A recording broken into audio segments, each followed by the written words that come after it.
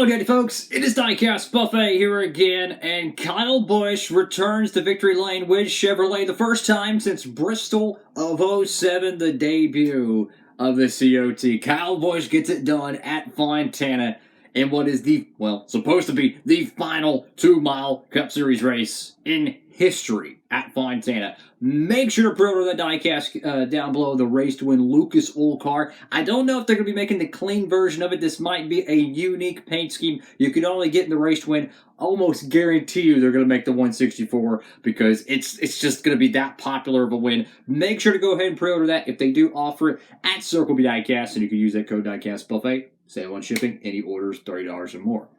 What a event! I mean, what an event, guys. It felt like a classic Nextel Cup, Winston Cup, Fontana race. I mean, you saw it all. The cars were all over the racetrack, right? There was no single line freight training. They used every single lane on the racetrack. Battle of attrition, parts failures, big crashes. I mean, they had pitch strategy, tire strategy. I mean, everything you wanted in a Fontana race, they had it. It just felt like a classic NASCAR event. And I tell you, man, the racing was fantastic. Apparently, it was sold out, the grandstands in the infield. Unbelievable race. The Gen 7 car races perfectly at Fontana. I could not find a better way to really describe this race than just awesome. It really does remind me of those great Fontana races from years prior. You know, the Gen 6 car is going to be the reason why a lot of really good racetracks no longer have 2 race dates on the schedule, or they're gone from the schedule entirely. I mean, think about Chicagoland. Think about what could possibly happen to maybe Texas Motor Speedway. The racing there has been terrible. Of course, that was the reconfiguration's fault. But Fontana is going to be gone because of the Gen 6 car, because both next-gen events were absolute barn burners. Last year was one of the best races of the season, was at Fontana. This year, it might have been even better. It didn't have the climatic, finish where you have a crazy restart and stuff, but it didn't need that. It just was a great race, man. And my guy finished second, too. I wanted the caution. Trust me, I wanted to see Chase have at least one shot at, Kyle to pass him, but it just felt like one of those really good Winston Cup races, man. And I tell you, it's just so sad that this is going to be the final race of the 2-mile for the Cup Series. You still have the Xfinity race, right? That will be historically the final race, apparently. So that'd be a good trivia question 2 decades from now. Who won the official final race, NASCAR sanctioned event there? But I could not, just recommend it enough. They need to reconsider this decision and not reconfigure this racetrack. The racing is perfect. I'm telling you, whatever racetrack they build, guys, is not going to live up to the hype and the action and the intensity of the 2-mile Fontana track. I don't care whatever short track they built. Flat as a board. It could have Bristol high banking. I don't care what they do. It's not going to be as good as the 2-mile configuration. And it's going to probably sell out the first couple of years they do it, assuming they actually build the short track.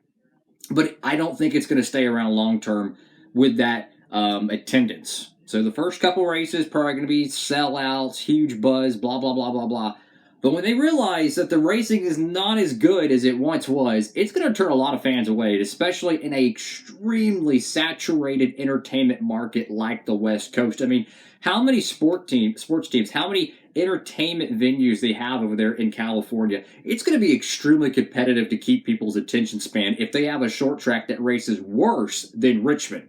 Just think about that for a second. Both of the next-gen races were, in my opinion, perfect. And they're going to bulldoze the track. It's just asinine to me. But huge congratulations to Kyle Busch going out there and getting it done. And, I really wonder how many races Kyle Busch will win in 2023. Because if he goes out there and wins a crap load of races, could it possibly bring in the theory that maybe Joe Gibbs Racing has been giving him worse equipment the last few years? I don't think he's fell off. I don't know. It'll be a really interesting theory to see. It could be his only win of the year. It could be his first of many. Who knows? But huge win for Richard Childress Racing. Stenhouse, Kyle Busch. Who would have thought that would be your first two winners of the season? But man, I tell you, if you missed out on this event, you really missed out on a good one. Go back and watch it. It's probably going to be considered a NASCAR classic 10, 15 years from now, being the final race at Fontana's 2 mile, apparently. Definitely gives me vibes of Rockingham '04, North Wilkesboro '96, and then, of course, Riverside '89. Of course, I didn't get to see North Wilkesboro Riverside, but you can just feel the atmosphere, this kind of bittersweet feeling that it's the last one. You want to go win it, but it's also the last one. Soak it in. It was a great race. I sincerely hope, whatever it takes, keep Fontana as the 2 mile. It is such a good racetrack. And that brings me to another point with the whole topic about fans for years have complained they wanted more short tracks. Well, we've gotten more short tracks, and we have more on the way. I mean, North Wilkesboro is back on the schedule. I wouldn't be surprised if it's a great showing with the next-gen cars. It has a full-on points-paying event, and they move the All-Star race somewhere else. Oh, by the way, they just added the Busch Clash, which technically can be raced in almost any stadium in North America if they truly tried. So you have that. Pretty much any stadium that can hold a Monster Jam event can hold a NASCAR race now. That's just true. That's just true. Okay? And think about it. What about Nashville Fairgrounds? Is that ever coming to the sport? Who knows? Oh, by the way, we just saved Nashville Super Speedway a couple of years ago. That one was pretty good for the 21 race and the 22 race. So that's another short track. And then Rockingham just got repaved last year. These are all short tracks. And they also added Gateway last season.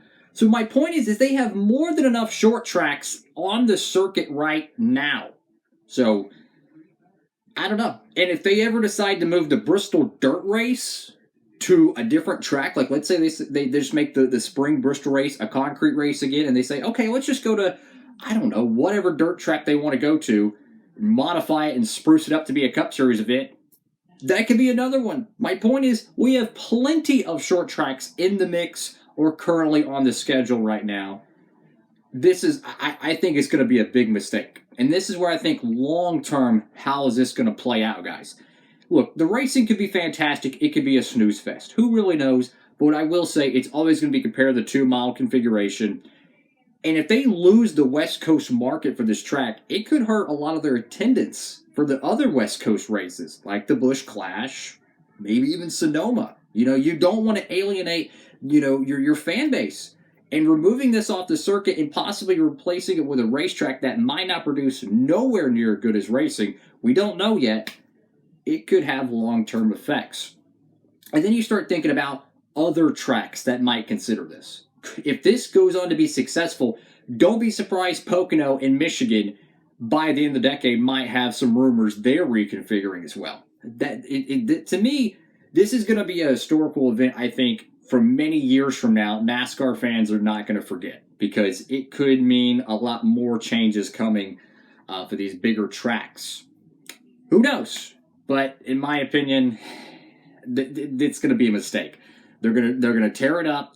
They're going to build a short track. It's not going to be nowhere near as good as the 2-mile configuration. I know it needs to be repaved eventually, which is why you go out there and you repave the track. But there's got to be a way you can repave it and make the track aggressive enough, like the asphalt. Make it, what do they call it? Cheese grater, that type of surface where it's really worn and torn up. There's got to be a way to artificially age asphalt for racing surfaces. They have the technology to do that. Believe me, if they really wanted to, they could. They could repave Fontana, artificially age the surface, whether it's just the top layer of it, whether it's heat treatment, there's got to be a way to age it, where they could get massive tire fall off, but have the physical structure that it's going to last a decade plus. There's got to be a way to do it. Unfortunately, that's not going to happen. I think it's going to be a mistake. That's my honest opinion. It's going to be interesting to see how years and years and years from now, possibly a decade from now, how will the sport be affected by losing Fontana, which, if you think about it, is like the first true track of the NASCAR boom to get boomed. Chicagoland got taken off the circuit, but there's so many rumors that Chicagoland's coming back in the years to come. Who knows if that's true? With Fontana being a mid-'90s track during the NASCAR boom, this is technically the first one to go. Which I just, it's just bittersweet, guys. Thank y'all so much for watching the video. Feel free to comment down below. I mean, if you're hyped for the short track, that's great and all. I respect everyone's opinion as my light bulb's going crazy in the background, which is always great. But, man, I feel like long-term, this is not going to be a good move, and I think they're going to regret it. Look, they said moving away from Rockingham was the great move. They said moving away from North Wilkesboro was the right move. The COT, the playoffs, I think deep down inside they understood it was a mistake, and they're having to deal with those effects nowadays. I mean, think about it. You don't think they'd go back in time and change from, walking away from Rockingham and North Wilkesboro or walking away from the traditional Winston Cup points format, knowing how the sport would eventually become nowadays? You don't think they would go back and change those things? I believe they would. And this might be an instance years from now they might consider. I'm curious what y'all think. That's all for now. Huge congratulations to Kyle Busch. Hopefully we get that made in the 1/64 scale. Dude, I'll leave the video on this. There was so much like dirt and grime and sand on the racetrack. I'm guessing it blew in with the weather or they didn't clean it properly. It's a huge facility. But literally the front ends of some of these cars were getting sandblasted. The 23 car, Bubba Wallace, you could see like the Toyota decals were peeling off the front end of the car. That was so cool. Like the front ends of these cars, man, it just looked awesome. That race to win diecast is gonna look fan-freaking-tastic. That's all for now. Hopefully, hopefully Las Vegas will be a whole lot of fun on the West Coast swing. Diecast Buffet, signing off.